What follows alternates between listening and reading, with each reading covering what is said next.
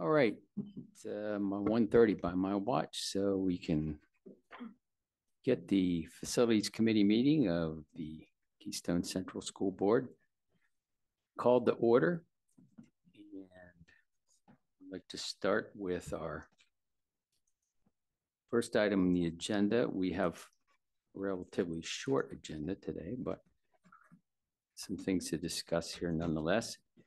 First one is the item on the, I guess there was a little bit of a discrepancy on a clerical error on that. This is not a new change order. This is the change order for the soil removal that we had to do on the one project there, one of the three that we had.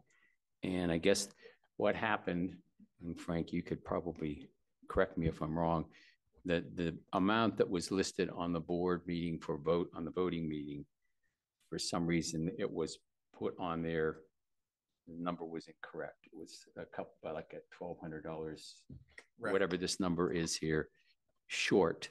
And so it's not a new change order. It's not anything new. It's just, and it will be coming out of the same amount, the same month, the same account. It's the same contingency fund. Same contingency. That's the word I'm looking. It's a, I think what the board approved was something like $1,200, and the actual cost was just a little bit more than that. I'm trying to look for the paperwork that was submitted though was correct. It was just, they transposed they took it from the wrong line on there. It didn't have there was a percentage in it. So it was just, the board approved $1,022.91, and it should have been $1,224.11. Yeah, right. The numbers were all there. It was just where when they copied it over to board minutes, they copied one line above. So in order to get it correct, it has to be ran back through. So do we have the exact number on this page? Yes, it's on 4.11. Okay, right there. So it'll be $1,224.11. Yep, it's just to address the clerical error. Okay. So is everybody clear on that? Or what happened? That happens. Yeah, it was just a clerical error, and there was not any additional cost. It was already. I appreciate them finding it. You know, I mean, it happens. Right. And Wanda actually found it when she was going to enter it in. It was like, well, this was approved in this, so yeah, we just brought it back.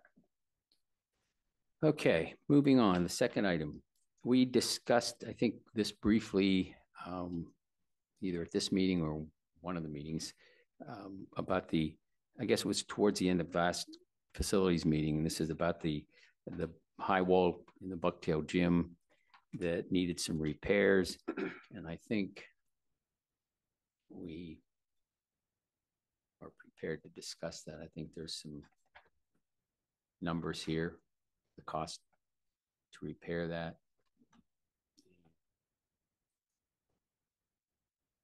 So I don't know. Yeah, I can go into a little bit of detail about that. At some point here in the last 6 months or so, we discovered that the high wall above the gym, a lot of the mortar was falling out of it, and there was some problems. And we actually started taking a close look at it. It appears that it's leaning back.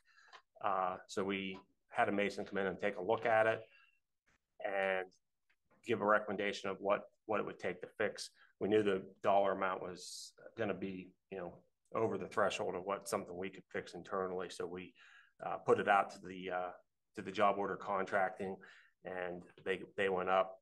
They're going to tear down about 5 to 7 feet of that wall and basically rebuild it, and then reset the precast.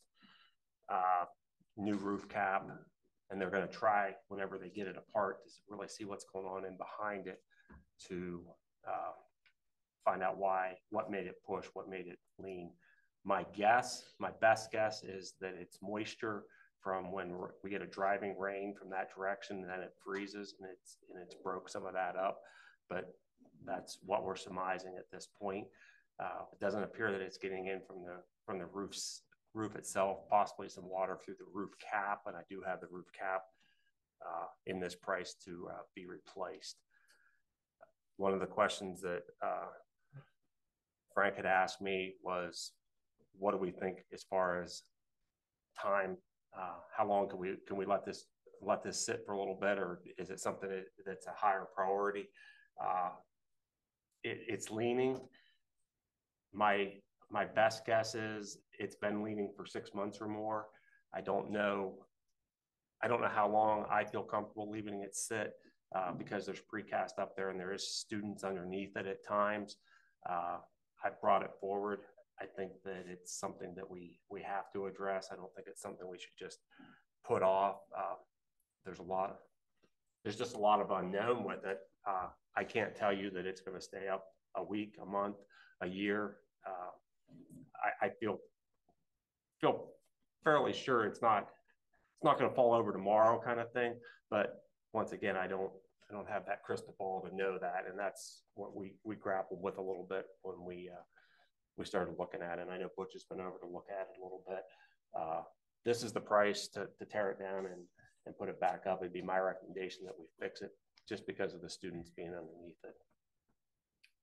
Bush, what did you see? It's the exterior wall, so basically the piece above the, what do you call it, parapet or something, above the wall, above the roof line. Above the roof line? Well, The exterior wall. See, I can't. There's a flat roof. It's there. the north wall, right? No, it'd be east.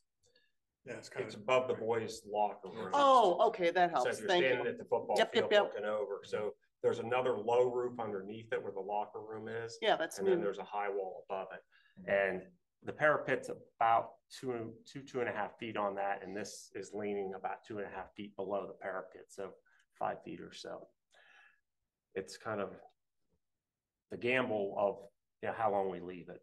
Well, once moisture's back there. Just out of curiosity, since I don't have a visual on it, I mean, I'm sort of assuming, see, since I don't have a visual of the wall, would it look, are you taking just the top section, right? We're taking it down about 5 feet. Can we just wrap it? Would it be less expensive just to wrap it in metal, like so it conforms to the rest of the building instead of having masonry come in? Would it be less expensive? Seriously. I think that or some other material. Aesthetically, I don't know that you could really. I'm just saying, it wasn't an option we looked at. Well, if there is a less expensive way to do it, because that would be the ideal situation, and if there is a moisture problem there, and if there isn't a rain guard behind the brick, which back in the day they did things differently, so if there is a less expensive option, and just you've done such a nice job when they redid the outside of the building with the metal and the faux wood or whatever the material is, but if there is a less expensive option, I'd be more than happy and interested to find out what that would be. Not to add another, widget to the wheel here, but masonry is a very laborious. It is, but I think until we would get design and we get all those pieces on it, it's probably going to be similar in cost. I don't know that it's going to be a drastic difference in where it's at in that section of roof. It's not really touching the metal panels are at the front versus in the back. Or some other option. Chris has a question. Is this something? Chris, we're not taking public comment today. I'm just asking a question, Jeff. I am a board member. I can ask a question. No, not when if you're not a member of the committee. To answer. I thought he was on the committee. I'm sorry. No. I guess it's... Well, that's great. Okay. Question for if we did this work, what would be the time frame on it? Well, we did do it through the job order contracting thing. So the bid piece of it was done through the JOC. It's bid out of the book. And it's ready to go. We could start this work, May 15th or so, right after the board meeting. And it would be paid. We meet the 2nd and 9th, so it's sometime shortly after that. So we would be this will be coming out of this year's Capital. dollars, capital money.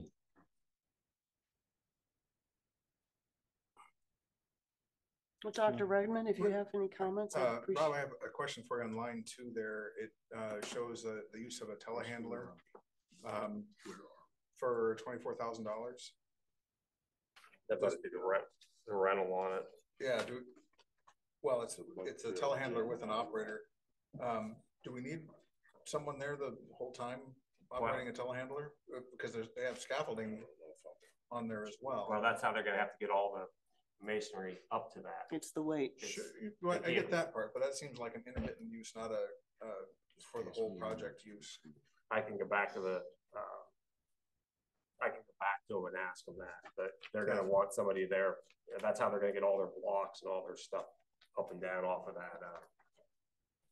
Yeah, it seems pretty, I mean, if we're paying an hourly rate for the duration of the job and we're only using it intermittently, it seems like a lot of extra cost. If there's a more efficient way that we can consider that, that's a big chunk of that budget.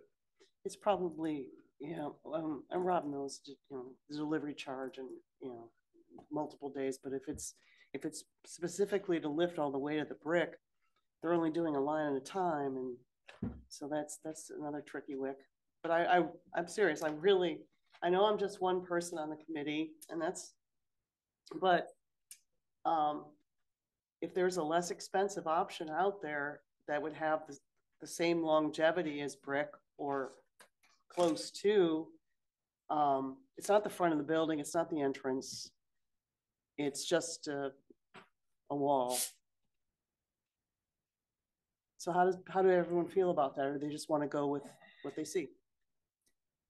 Well, if Rob can look at that second line item there and maybe talk with him and see if there's a way to maybe reduce that cost. I would agree with Elizabeth. If anything we can do to get something done properly but more inexpensively is a good idea. Yeah. Safely, we have to do. Well, that I included in I'm properly. trying to figure. I know what he's talking about. Yeah, and I have there's a metal question. facing they put on the front that was there before built the building, but they just replaced it with a brown color instead of the green that was there. The facing, I don't know if it'd be a structural thing. That's what I'm trying to figure out. I thought that's more like a decorative. Yeah, and I'm just trying to think back to the cost because we had to redo the studying and all that facing on that, and I had to trying to remember where that change order was when they did that job up there. But I'm thinking that one was $50,000 to $70,000 when they took that metal off the front. They had to put the new studs in behind it. That's why I say I think it'll probably come out similar, but I can ask the question. That would be super terrific. Just so everybody knows, you check the boxes and the district looks great and you look great. So yeah, I'll ask the question for some options with that. Yeah, it could be. I just threw out sheet metal. I'm not saying that.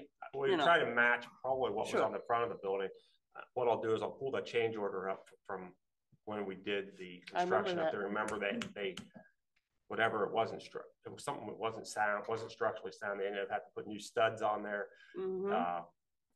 My guess is this is probably going to be the cheaper option because until they bring another trade in, put the studs up and then put the panels. Yeah, we still have to we're going to have masons there to tear it down. So we may be able to, we'll see if we can drive this number down for the, or even if it's cement panels, they do big cement panels. Well, we have, I don't need to go any deeper. Precast panels that they're going to reuse that are on there, but you get the picture. Okay, thank you. I'll look at it. It won't be for the next board meeting. It'll be for the next facilities meeting. Which will be the end of May. My concern is if we wait around and Rob comes back to us with similar numbers, we have wasted at least a couple months. And then by the time we get this work done, it's not going to be able to be paid for out of this year's money. And next year's money is pretty tight as far as capital projects are going to go. So if you want to roll the dice plus the fact that the safety factor of it and delay this, then that's up to you. But I just can't believe that we're going to save a whole lot of money once it's all said and done, but that's just my opinion. You think you have enough time to get prices on stuff between now and the May 9th meeting?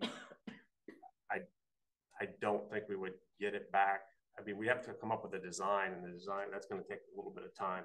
I think I can bring back, what I'll try and do is I'll go back through and look for what we spent on that front section. So that gives us an idea, because it's about the same amount of square feet of metal panel.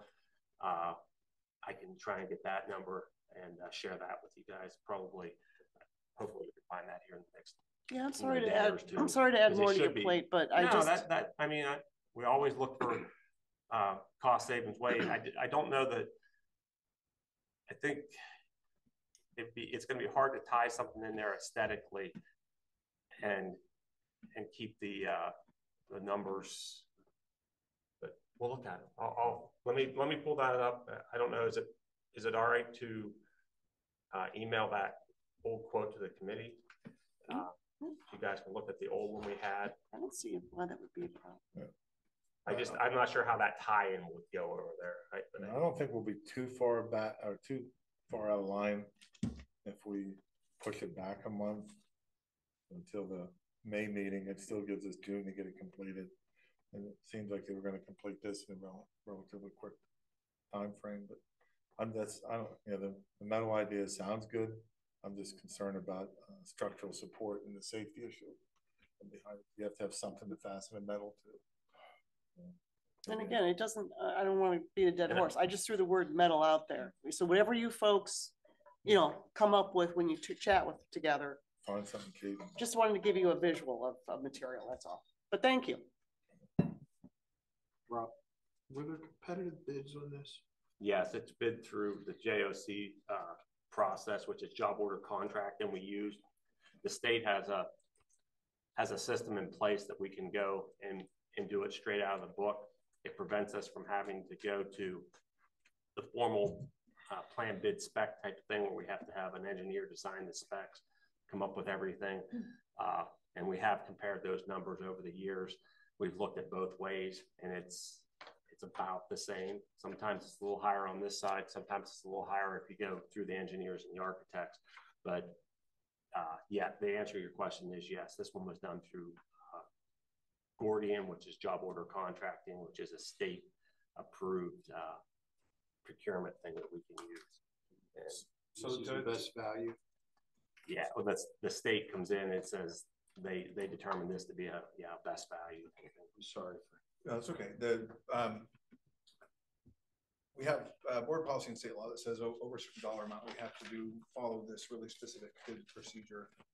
And some of that can be pretty cumbersome. And so over the years, the state has created a system, and the Gordian is one of those systems that kind of pre-vets and does so that individual school districts like us don't have to go out for the 3-bid system on every job that's of this kind of scope. And so Gordian is the job order contracting, the JOC that you'll see sometimes on our agendas and stuff like that, is one of those organizations that does that pre-vetting for us, so we don't have to do the full 3-bid process. Thank you. And I have done some comparative shopping on that, because the last Bucktail project we did originally, we went through the job order number, and then they wanted design from the architect. So then we put it out to bid, and the numbers were very close to what we paid in architects and that stuff to the end. And we just watch it. We've done plenty of projects through this job order contracting. It's used heavily through the state, PennDOT, Turnpike, Penn State. They're big customers of them and a lot of school districts. Okay, anything else on that item? Just have to wait. I'll bring back what he finds out at the next meeting.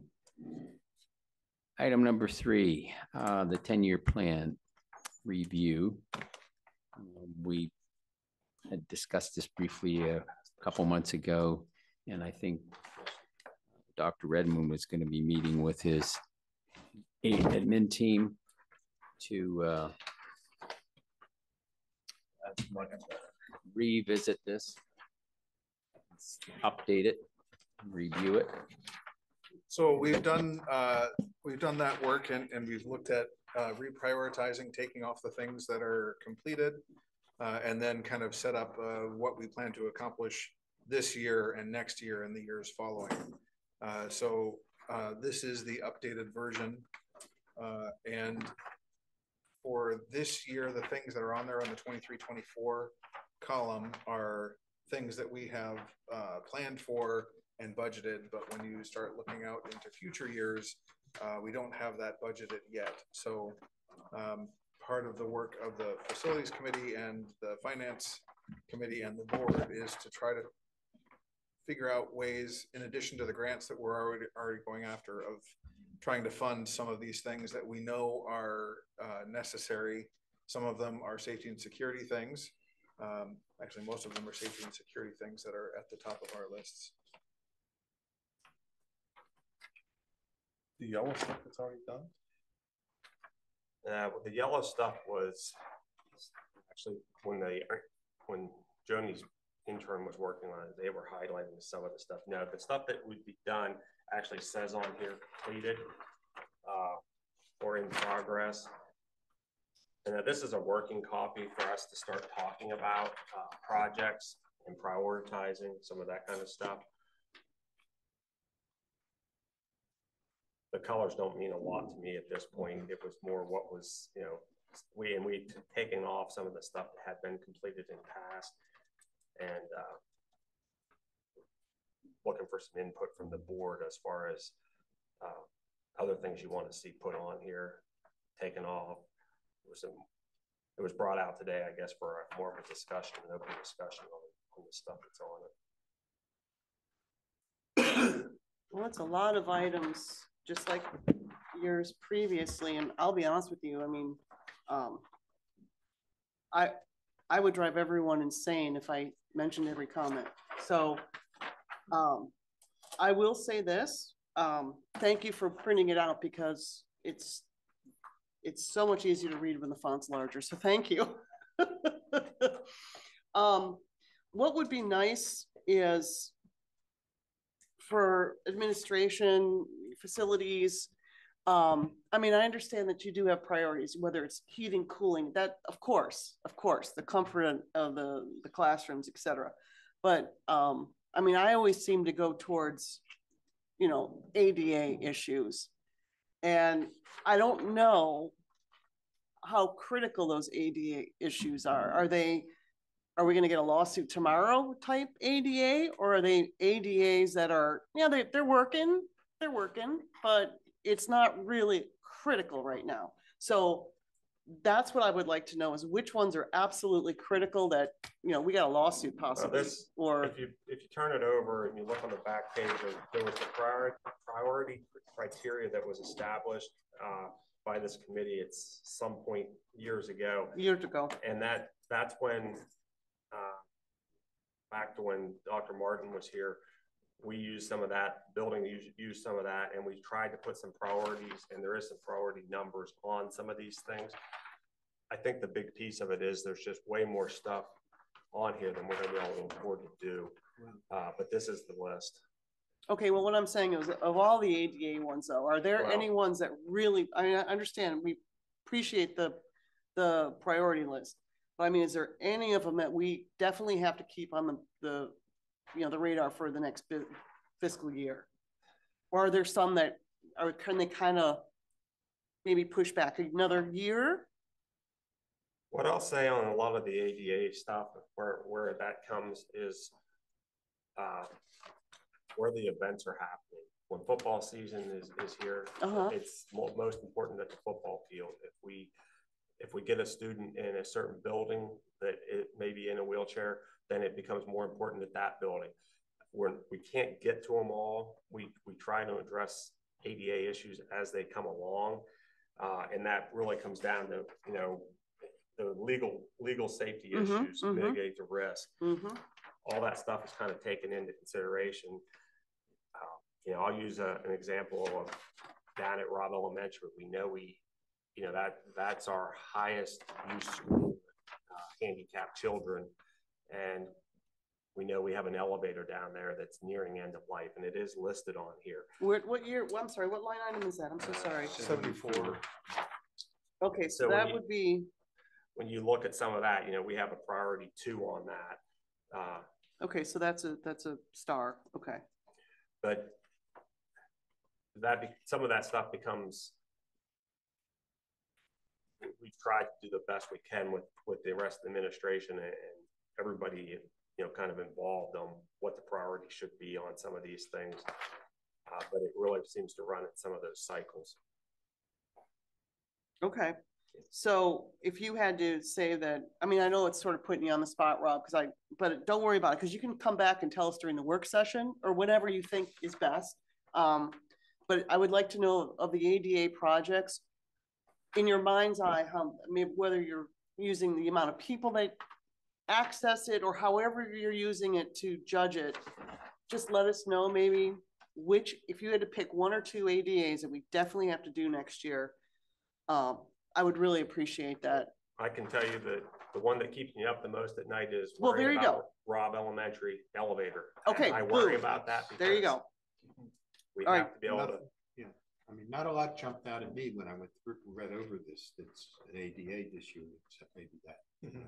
Yeah, with the softball field seems to come up quite often. Well, up there. how often is it used? Yes. So, But it becomes a hot item, and we still have to provide, you know, the same level. If we're going to have that sport, sure. we still have Title.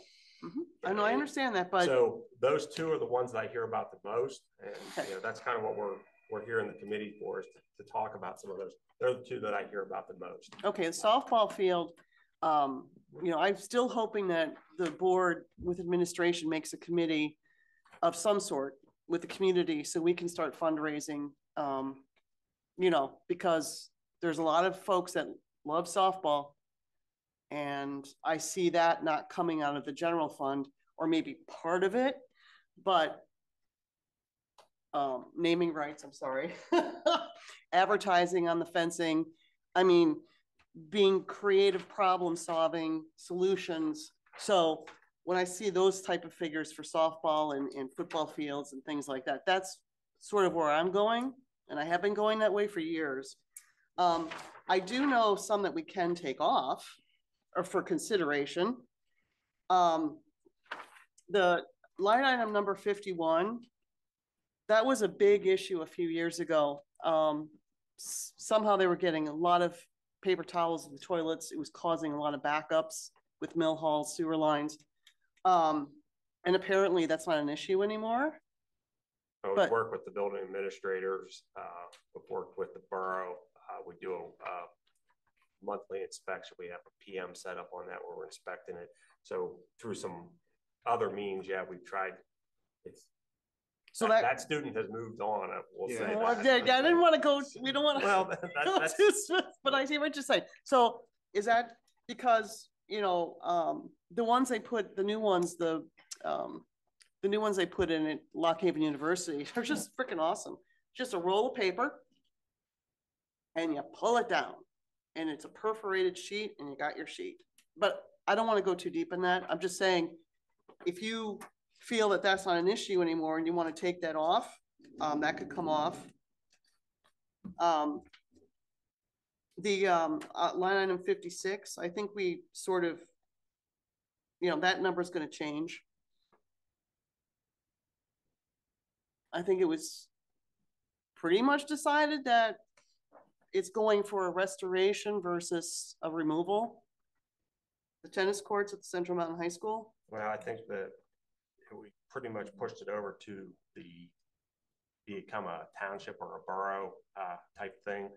That's not as high on the priority list as far as for building needs. They can change the stuff that they do at gym class. And it's a nice to have, but it's not something that we have to have. And I do have updated pricing from Keystone Sports on that. And is that on here?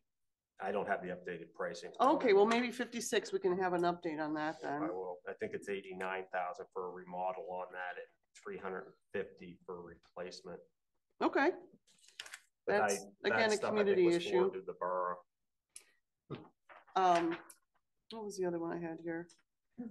The,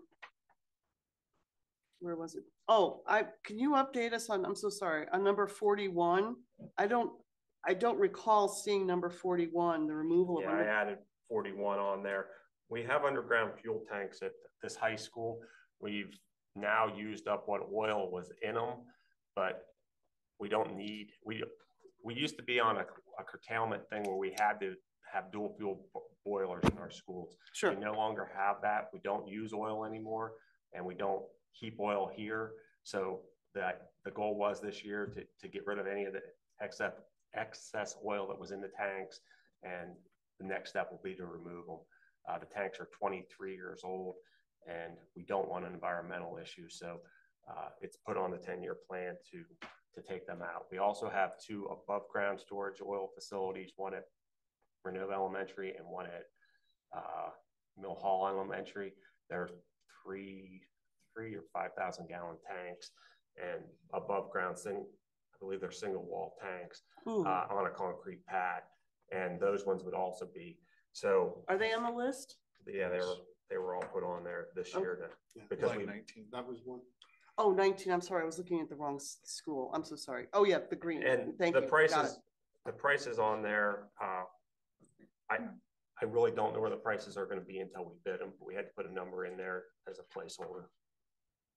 Okay, and number 57, additional parking at the Central Mountain Middle School and expanding the north and, why is that still on there? That was a piece that came out of the traffic study? The traffic study. Yes, and then they fixed it, so we can take that one off.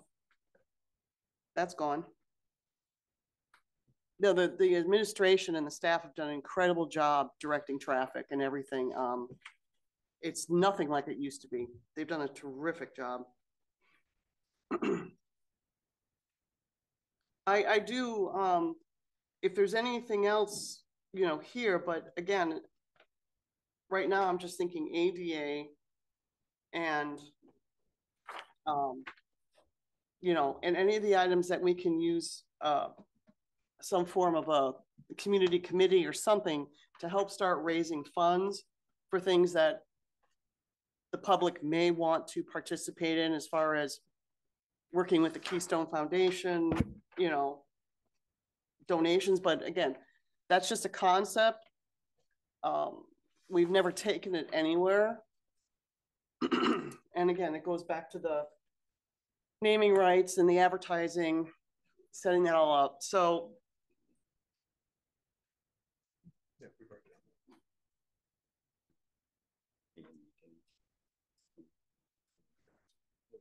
I'm sorry, what'd you say? I can't hear you. I was just asking Dr. Redmond if he has had a chance to go over this whole list with It's a the lot. admin team and to see if they had reprioritized anything. Well, we can bring it back next month. Would that be good for you? We did. We have Yeah, taken we- a look at it, and this is the work after we've looked at the priorities. Okay, okay. Rob, for those tanks, Mm-hmm. okay. Is getting rid of them, is removing them the cheapest way of dealing with the problem? Can they be filled in? Sand. Can they, is that going to be cheaper? I mean, we're at the stage where I think that we all have to realize we're in deep trouble economically. We need to differentiate between wants and needs. We need to be dealing with almost exclusively needs, what we have to do.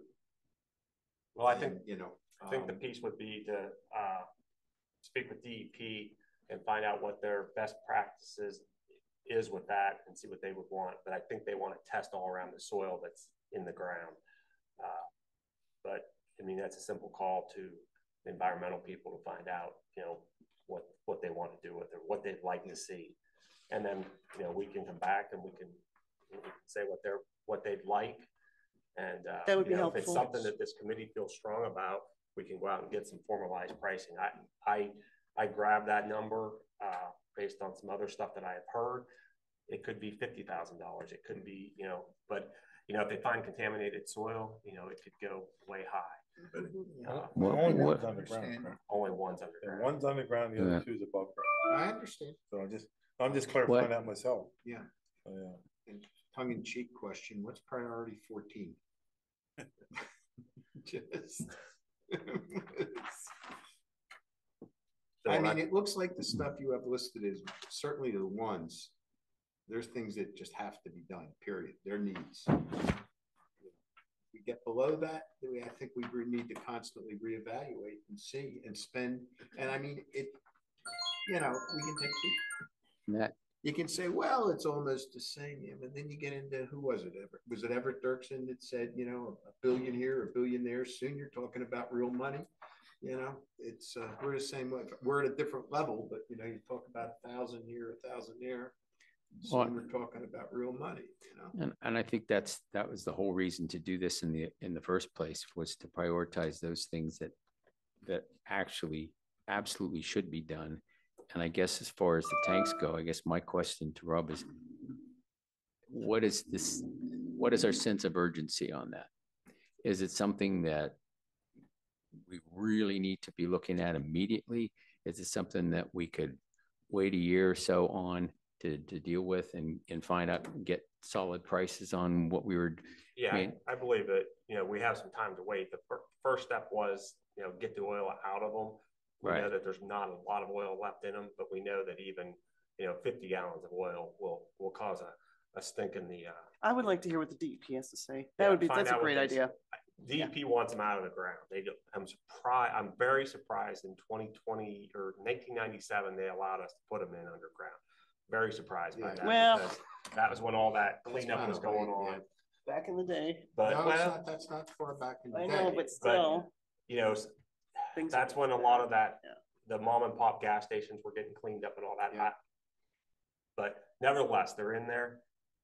It's something that has to be on our radar, and we have to be thinking about taking them out. That's why it's on our plan. No, I'm glad it's on the plan. The only reason I understood. I mean, I've known people that have had to deal with this in other ways, and at least in the past, dealing with the environmental Nazis. We don't. That you had to. Filling them in was an option too. You didn't have to necessarily dig them out. So whatever's going to be cheapest. They make a flowable fill you can put into them. You put basically flowable concrete that goes into them. And do some of that, but then that's down the road. If they ever decide to build in that area, now you got a 30-ton block down there kind of thing. But we don't. I understand, but But we don't necessarily. We're in kind of a situation when you're up to your butt in alligators. It's difficult to remember your initial objective is to drain the swamp. It's well, we don't necessarily. We have to keep in mind that there's only one underground.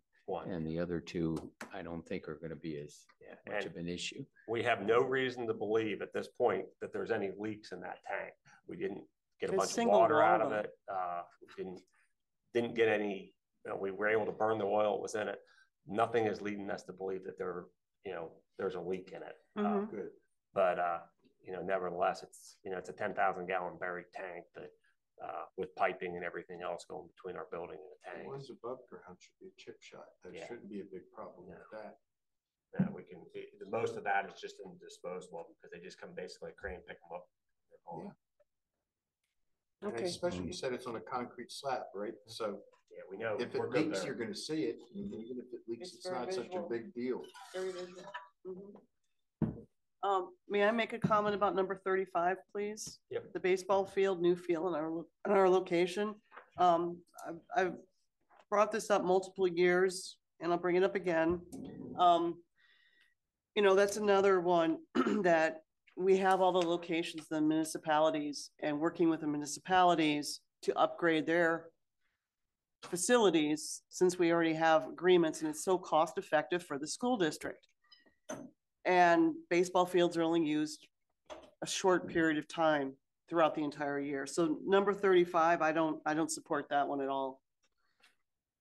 Because of all the other issues and other partnerships we already have. Well, it is pretty far down there on the list of priorities. And I think this also came out of that athletic study that we did several years ago. And I agree with you. I don't think that it's a high priority item at all. Do we have a baseball field now? We use the one at Mill Hall and the one at Beach Creek. And Beach Creek. It's a community thing.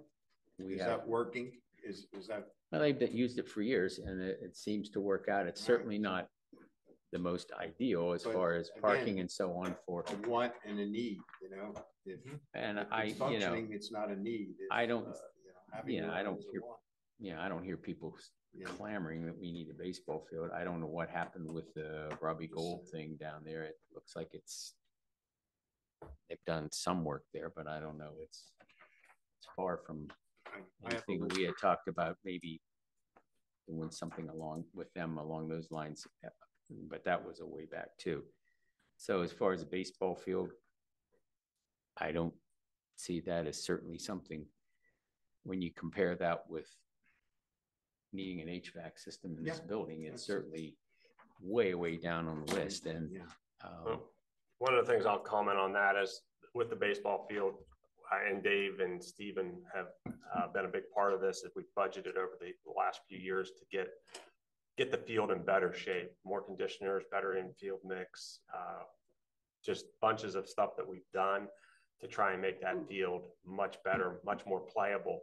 And I think, we've been able to play a bunch more games because of some of the work that our staff had done, and it's a cost savings because we're still not building a field, so we spend, $1,000 on field conditioner. Yeah, it's far cry better than what it would be if it was just on if we were spending $3 million to build a field. Sure. And that's just to build it. And I think, Dave, you can talk some as far as playability. I think we got a lot more playability in the last 2 years than we've had in the years previous. The additional cost, like for instance, with featuring the junior varsity team going up there, it's just the transportation to be able to get them up. We're already running the shuttle, so it's just it's a minor additional cost. And when you're looking in comparison to what the cost of a new field would be, certainly it would be great. That, as Rob referenced, the Hall Borough in particular has done a really nice job to work with us. They work with our staff, on a regular basis to communicate. And I do think over time, the money that we've invested into the fields and things like that has gotten the field into a place where it is much easier for us to prepare for games, things like that at this time. Obviously, it's a community field, so we try to work together in scheduling events, but there's lots of baseball, lots of teams. They're very gracious to us during the school year to be able to accomplish what we need. So I agree. I'm obviously, I would love to see a baseball field, but I understand your priorities and where they need to be. When we get a couple $1 million ahead instead of behind. whenever. You that know, is. actually, Elizabeth brought up a bunch of things. I have a list of about 12, 13 things, and most of them are with the same things she's talking about. It's these are the things I think we have to think about. Another one that hit me is this cross-country field and community nature trail. That's nice. It sounds great, but what's it going to do for educating the kids? And do we really need that right now? Is there something down the road that if we get ahead, it'd be a nice thing to do? Well, when you look at some of these items though, you need to go out and see when we were projecting to do them, if we were going to do them at all. And a lot of them are out there several years. No, I agree. And so I don't think, and the cross-country thing is certainly one of the bottom items on the priority list. And we just need to keep reminding ourselves. Yeah, I hate to keep using Elizabeth's phrase, but I think when that was put on, it was put on by the admin team with what they were looking for, and something they thought would be good. And that originally we thought this would be a good place to try to get involved with, like DCNR or someplace for grant money. This walk, the nature trail, the state's real big and things like that. So it was a thought of perhaps looking at grant money for that DCNR. But if the state's going to pay for it, completely, that's something else. Well, that's what Don't COVID look a gift hit, horse and in the then mouth. But if it's going to cost us money, it's a different thing. Yeah, and I would add to that. I've actually had some recent conversation about this. There are sometimes you'll see as students move through the system, there's some individuals on that cross country team whose family members have large excavating businesses and have actually approached us in being willing to help and maybe prepare that course and do some of those things. And so I agree. I don't think it's necessarily something we're looking for the district to fund. It would be something where if we could get the appropriate grants or some donation of those kind of things, that makes sense. Completely different story there, yeah. One of the things as far as the grant planning though, we have to have it on a plan. It has to be something that we can tell the state that we've actually started planning for these things, and we have it on our list and stuff. But we just come up and we just say, oh, we just have this idea, we want to do this with the grant. It really looks better when it was on the plan. So I think that was some of the reason for some of the newer board members. That was the reason some of these things were on there. But then as Jeff and Butch, they were pushed way out there, 10 years. But the reason we're talking today is, if there's stuff that we want to have removed and this committee feels strongly about, I don't know if we need to. Well, I think we've spent a lot of time on this, and I think we have an idea of what the priority items are on there, certainly as far as maybe there's tanks and a couple of the other things we discussed. But as I said earlier, we also have to be mindful of where we're going dollar-wise, and I don't think the capital fund budget this year is going to be, certainly it's not going to be any higher than it was last year and maybe less. So I think whatever items we decide to do off of this list or whatever else, I mean, you're always going to have emergency things that come up, and you're always going to have things that you don't anticipate.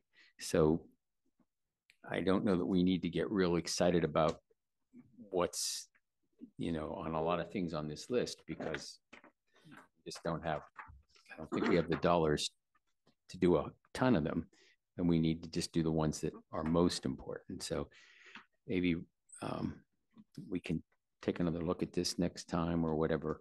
But I think we have a pretty good idea. I think we've given him some direction here. Mm-hmm. But we do need to move on to the next item because there's some discussion that goes with that. Sorry, just real quick. This is something that because of COVID, it kind of went on the back burner. But one thing we just to bring it back onto the table is potentially deciding on whether or not we're going to make a committee with the public to look at any of these and see if they want to help with fundraising or whatever. We've never gone to the next step. So maybe discuss that at the next meeting. And the other one is the macadam.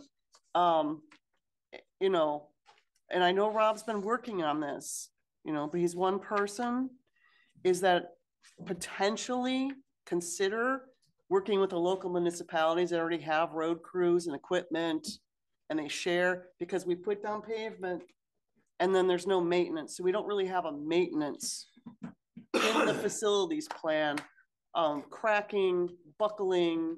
So that's just putting it out there. So might come on this plan, how much you need every year or maybe the municipality will help. I don't know. Well, we do have it listed as an item on the bottom, I think, district-wide paving, or just like district-wide concrete and sidewalk repair. I thought we had some paving on here. No, that's okay. Just next time. That's it. Thank you. I appreciate it. Good, lot of work.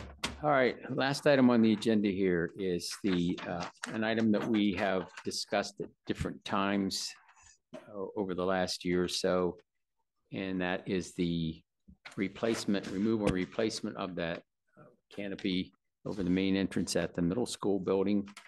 And we asked a while back to have Crabtree come up with some designs of what might be something that we might potentially want to do. And so I think they sent us some drawings here and some different options, but I don't know. I think what we were looking at originally was some different types of looks. And I think what they gave us was pretty much the same look with some different. Changing the columns. They're trying to keep that, shrink it down, keep it small, and just change what the columns are. I'm having trouble opening mine here, so I can't give you all the different pieces of it, but it'd be nice if there was an estimated cost with each of them, I Well, mean, I'm that- assuming the less masonry is gonna be the less expensive one. That's, Correct. so Correct. that's, I vote less expensive. Yeah. But it's nice that they gave options. It's nice. Why, I'm sorry, why does anything need to be done to this at all? Is it a safety thing? Yes, it is. Oh. There's the old canopy on that building has been there for eons, and it's rusted, and it's Okay, so it's a safety. it's pretty much is a safety All right. item. And So it's not something that we're just doing because we want to do a project. well, that's why I Um, asked you. No, that's a good question because Do we need to keep a canopy at all? Can we just get rid of it? well, we talked about that, and I think we still need to have something out there for, for, It's one of the- buses, and It's one of the main entrances for the kids. it's, Yeah. That's the so- only reason. it is I the think. main entrance into the building near the office, and I just think, A lot of buildings don't see many canopies for Well, the we buildings. did shrink it. The canopy now is probably 200 feet long or 150 feet long. It runs on both sides. We did kind of just shrink it down just to the entrance area, just to try and protect that area. But we, got it down as far as we could, so it wasn't this great big thing like we have there now.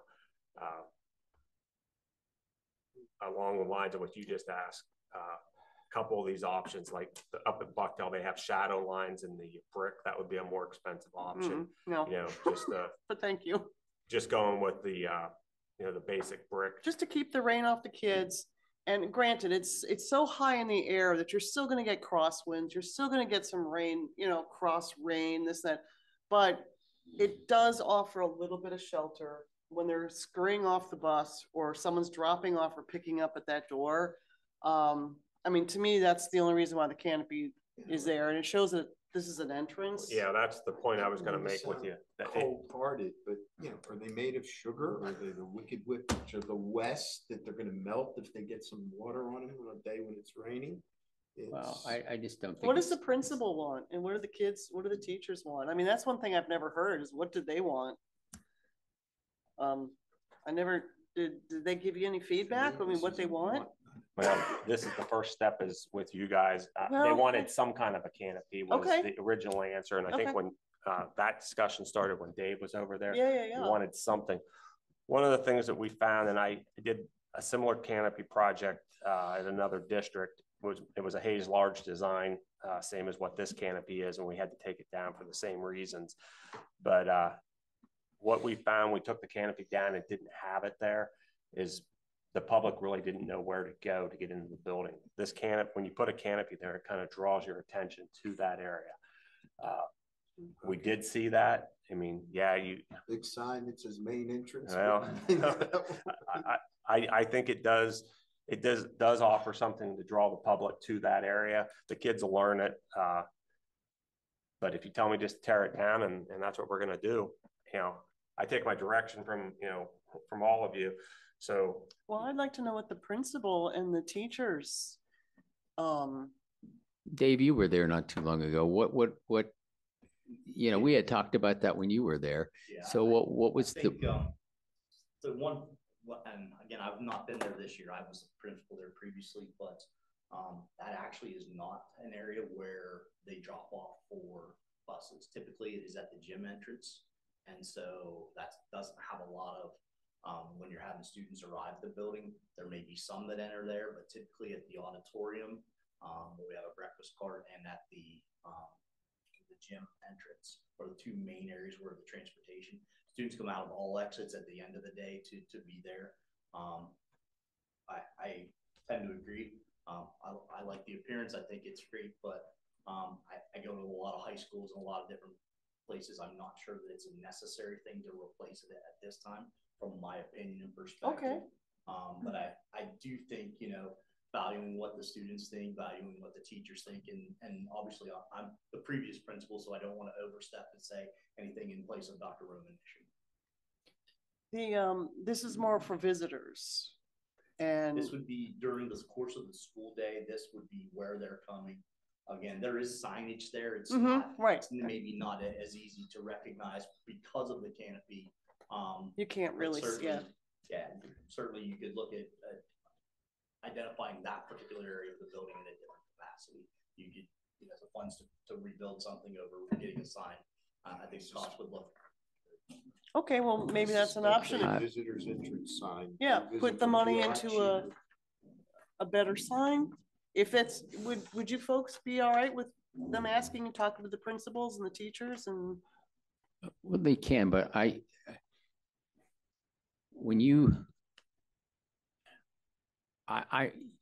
get what you're saying, but I think from an aesthetics point of view,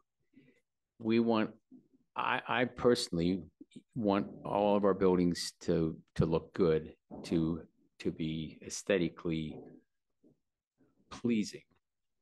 And I think if we just have a plain entrance door there, I just think something like this, and I'm not saying that we want to spend thousands and thousands of dollars, but I think we need to have something there as a focal point of where this is where parents come in. This is where they go to pick up their kids. This is where the public comes and goes into that school, and for the most part. And I think that we've spent a lot of money on that building in the last few years, and I think that one of the things that we really tried to do with all of the buildings, at least in my mind, in the last couple of years, is to improve the outward appearance of them. And I think this would help to do that. I just think it's something that, makes the building look better. Okay. Well, I respectfully disagree with you. I don't think that it's going to impact any aesthetic value whatsoever. And we just heard that it's not where the kids get picked up and dropped off very often. And Yeah, again, to me, this falls into a want rather than a need situation. And again, even if it's only a few $1,000s we save, probably, it's something we should consider.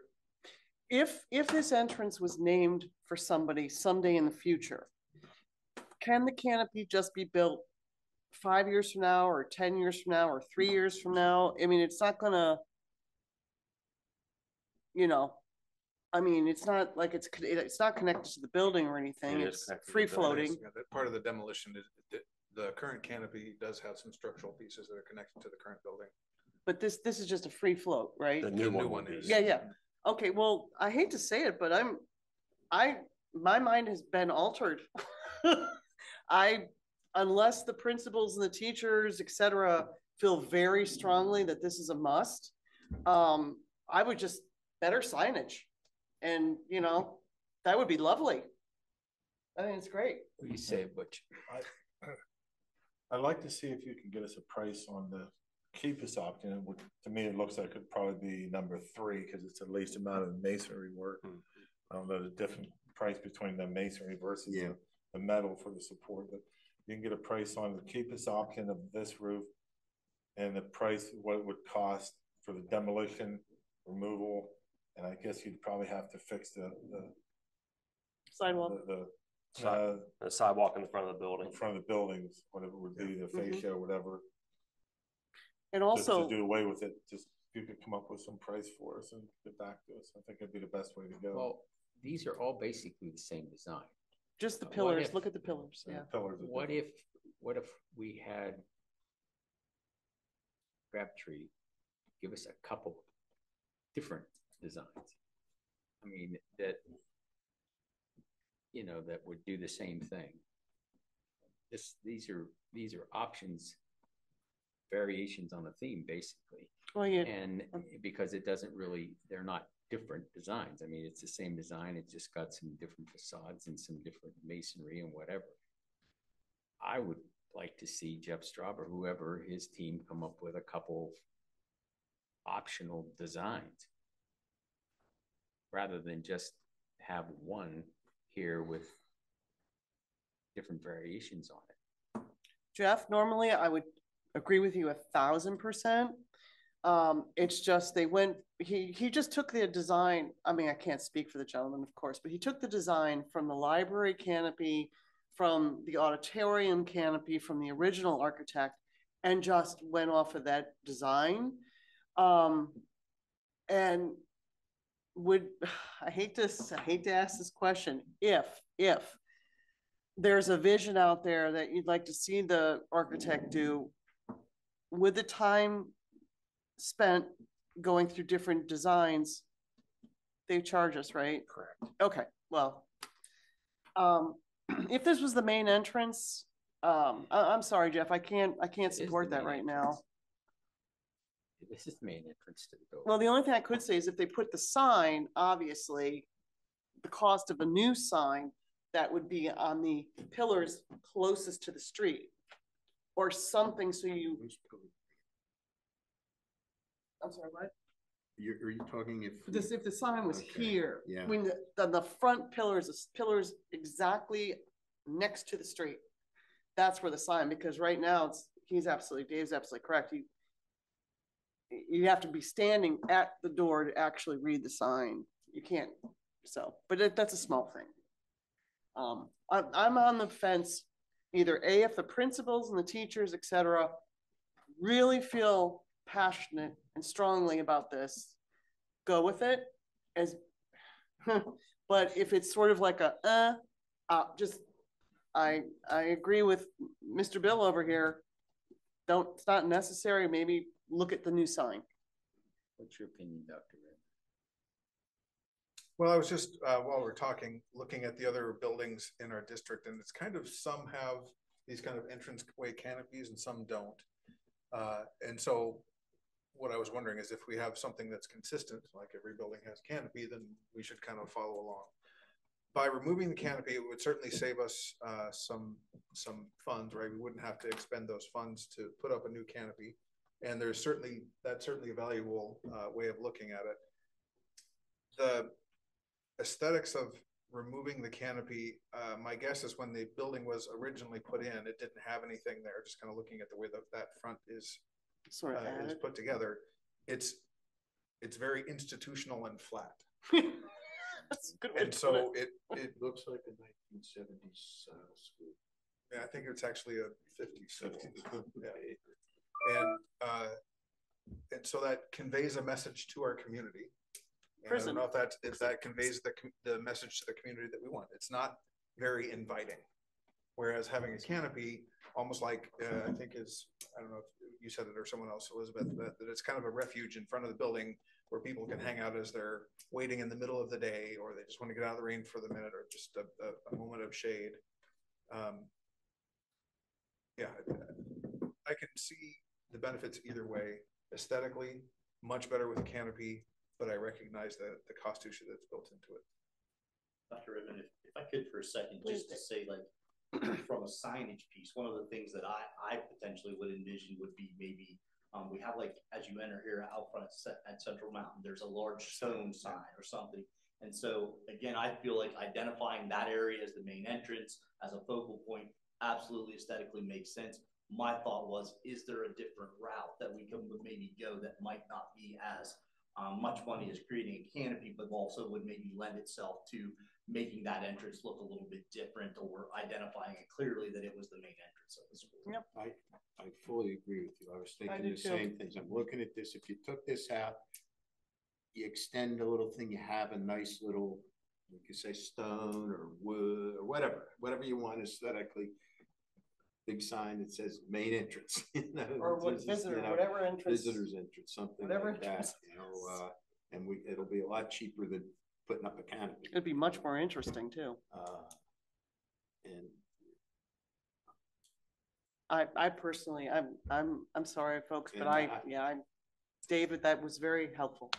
Thank you. I would agree with you, Jeff. If we decide we're going to go with a canopy, getting some other designs might be worthwhile. But I can't see getting other designs until we decide, yes, we want to do it, or no, we don't want to do it. And I'm going to be a hard sell to become a yes. Me too at this point. I'm sorry. I'm just looking for cost. I'd like to know what it's going to cost to remove. Yeah. If I remember, don't the I-beams go into the building, so they have to be cut off? Yep. So but just, I'd like to get a but they're going to have to be done for this, too. I'd like to get a cost for removal. Yeah. With nothing. Yeah. Versus removal with Well, I think, This is free I think that Elizabeth, you made a good point in here, that there's some things that I think we need to do in the short term, which is remove what's there because it Yes. is providing a Yes. safety issue. Yes. We can certainly choose to put up a canopy or do some other thing down the line. Absolutely. So my recommendation is, for right now, while we're trying to figure out which thing we want to do, we need to move forward with the removal of the current structure. Is it 40,000? That's the removal of the asbestos that's in that canopy. And then the plan would be after that is we were gonna try and have, school staff take what's left of the canopy after they remove the asbestos and the roof stuff. We'd have our people cut it out. And then we'd have to have somebody come back in and put Yeah, it the in. 50s. That's what the building was. Everything Yeah. has asbestos. I think even 55. Pajamas. 55, I think is when it was built. insulation, wiring, flooring. So is my direction on this, Oh, I'm sorry. we'll go ahead and we'll continue with the removal process, just fix the front facade where we take those beams out, and then we'll decide at that point. Regroup if we're gonna do anything more with the further design. Yeah, signage. Mhm. I think the most important thing is to make it safe. Yeah. And to make it safe by Absolutely. removal, It's gotta be safe. and then we can worry about the aesthetics part of it afterwards. The functionality part, I guess, there's a reason for having it there for protection from the climates or elements, but still, that something like that's going to be rather expensive. Well, I don't know, comparing them to what we did at Bucktail. I don't even want to guess what that was, because there was two of them at Bucktail, but it was rolled in with some of the other projects. So I don't know how the dollars and cents would work out on it. But once I can tell Crabtree or whatever, we think this is the design they like, they can give me an engineering estimate of what it would be. I don't like any of those. Oh, I don't either, but that was the look back in the day, man. Well, that was matching closer to what was. Yeah, no, it makes existing sense. to It that makes building. sense. It makes sense. It's sticking with that same institutional, minimalistic. I mean, we have the designs like we did at Bucktail. We have 3 or 4 designs they did up there. But I don't know if they fit on this building. Oh, It's a God, no. different- it's No, completely that's a different. very trendy look for the woods, for cabins, yeah. But thank you very much. You put a lot into this. All Thank right. you. Well, that's the direction we'll go on that. So for the time being, so. That is the last item on the agenda for today, unless anybody has anything additional. Chair. Did you folks want to let us know if you want to meet this summer because of everything going on? So just, if you could just give us a heads up, make sure it's okay with everybody, but if they're, just let us know, okay? We'll have Thank to do. We'll talk about that. I'll talk Yeah, to Dr. yeah, yeah. Redmond about that No because rush. of the project. Dr. Redmond, do we want to talk? I thought I had got it added into this 10-year plan that it's not yet. The stuff with the bleachers. You want to just brief the committee on?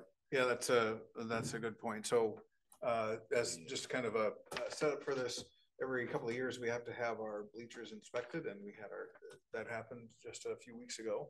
And Which ones? all of them, Exterior. all of our exterior bleachers have to be inspected. And so we got some not so good news. And we need to take some bleachers out of service, and we have taken some out of service. And so we talked a little bit this morning in athletics about what we want to do about that. I think there's some and they're not even, I don't think they're even on the No, 10-year it's not plan. on here yet. It's been removed. I saw it someplace, there was something about So, bleachers, I forgot. Some of the bleachers we're just gonna destroy, take apart, get rid of. Scrap, Um, ching ching. Some of them are wooden structures and some of them are aluminum structures.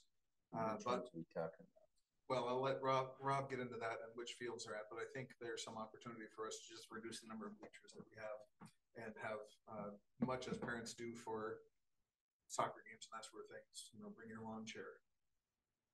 But Rob, you can get into which ones. Yeah, the bleachers are in that came into the inspection. Most everything was good on the exterior bleachers, with the exception of McGill Field, the baseball and softball fields at Bucktail was some old wooden ones. What the plan is on the wooden ones at Bucktail is we're planning on taking, and I haven't shared this with much of the thing because it just came out 10 o'clock this morning. We're going to take some older aluminum bleachers that we have. We have the upright sections for them, the metal framework, I'll call it. And we're going to take some seats and some aluminum planking we have. I think we can somewhat put some 4-row bleachers up at Bucktail for just some labor costs. I think we have most of the stuff here to do it. The McGill Field is the one, that was the old Ben School. Those bleachers are original from the 60s, and they failed, and they need to be closed. And we've known this day was coming on those, and we had it on the 10-year plan at one point, and it was removed because we were going to address it in the study. But at this point, McGill Field, those bleachers need to come down. And so I do have some older pricing to take those down. I'll go back out and get some more current pricing. I'm also going to talk with Dr. Redmond in my weekly meeting with him as far as some options of how to take those down, whether we do it internally, if we can staff that. I'm concerned with the amount of work that would be involved with the canopy and those bleachers. I might not be able to do it, but I'm going to look at some pricing of how to start taking McGill down. I've also started talking with Dave and the other Dave Verminition, on the what the impact is if we take those out of service over there. One of the things that Dave Peters and I talked about is possibly just using Hummer Field, which is the other football field that's over there, for the games. It's not a lit field, but it does have bleachers, but it's missing a field? scoreboard. So sorry, which field is that? Inside the track. Inside the track. What are you calling it? Hummer. That's I've never Hummer heard Field. it called that before. Yes. Why is it called? I'm sorry, just. I don't know the answer to that. That's what it's been called. That's what it's in the system listed as. So we could name that. We could actually get that officially named. Oh, Well, okay. It's named right now Hummer, but Well, that's, if there's no that could- paperwork, I don't know, but Okay. nevertheless, so the plan would be, at this point, we are looking at what we can do to get a scoreboard for that field, so we could possibly ship those games over to there, where we have seating for 476. Is that what we figured? Which, for the most part, for those junior high games, the little kids games, all that probably be adequate. I got to need some direction if the board is going to be okay with tearing those down, because I don't think Dave feels there's a need to have that size bleachers. We do most of our games with the public up here. If we wanted to keep those bleachers, we'd have to hire a structural engineer and start going through the process of. No, I've been to some of those games. I see how many people show up. It What seems is McGill used for? Basically, middle school football? junior high. Currently, it's in the fall. It's used for middle school soccer, boys and girls, as well as junior high. And this past year, we used it for JV football. That was as much a league thing as far as the officials, so that we moved all our junior high games to Mondays as well as JV games. So it's hard to get officials, and so we could have them there. We ran junior high and JV back to back, which got bigger crowd, everything, and utilized the other. The piece that uses it as much as anybody fills the stands is the youth program. Yeah. Because like on the weekends they had 150 players last year, or 6 teams. They do flag football as well. But I think with Rob and I, we had a conversation. I definitely think we can still accommodate them and figure out a plan. And I think the biggest things to think through for us is most of the games are starting around 4 o'clock in the fall, and so we would lose lights to be able to have home games. But at 4 o'clock, we could likely get junior high in. And I've already talked with Coach Thompson. I believe we could move the JV games back up here to Malinak at that time. They love and that. It's the impact of the number of times where it would impact us. All the teams that use it would push them to the practice fields, but you're only looking at 3 or 4 games for JVs at home throughout a season. And so it would be a minimal number of things that we had to do. We also, when we were sending JVs to McGill last year, we had to bust them down. So that would eliminate that cost as well. That's great. Good job. Would Hummer Field be able to handle the wear and tear? That's I know we that didn't utilize it at all this past year, 4 games. That was one of the reasons, Jeff, we really wanted the seed to take and all the grass to be solid. The only time we utilized it was when we had the junior high soccer for boys and girls the same weekend. Girls were up here, boys were down there. Harlan and them have measured everything, and so we can accommodate both football and softball inside that area. We know that we've already measured it off. Softball or soccer? Soccer. Oh, okay. Yeah. So, And yeah, and that was, I know, an issue in the past because that would get torn up pretty good. Pretty much. Yeah, they were using it for practices regularly. So my question is, what would be the impact to our community and our parents if we just got rid of the bleachers and left everything else where we're playing, where we're practicing, left everything else the same? The greatest impact would be we would not be able to hold any events at night. So like any events that are carrying into that in the fall, which is not a ton. I think so seating wise, we're fine to be able to accommodate everything at Hummer. No, that if we didn't move anything around, we didn't move it where anybody's playing, we didn't change around any of our, we left the competitions happening where there's lights. We just don't have any bleachers. I guess the inconvenience is the opposing team have to try to bring in seating and stuff to carry lawn chairs. They already do. They all sit on the other side. I've been to those games. That's always I thought it was so unfair. The other side has nothing, and they all bring their own chairs and everything. And then our team always sits up on the bleachers. The bleachers from where they are located now, the ones we would take down are on the opposite side of the field from the restrooms. And so if you were to look at using Hummer, you're going to be a lot closer to the restrooms. It's paved track around, it's macadam around the track, which makes it much more ADA compliant for us if people need to get to the restrooms, because now they're pushing wheelchairs through grass all those it's horrible. things on one side of the field. So I just think there's some advantages to it.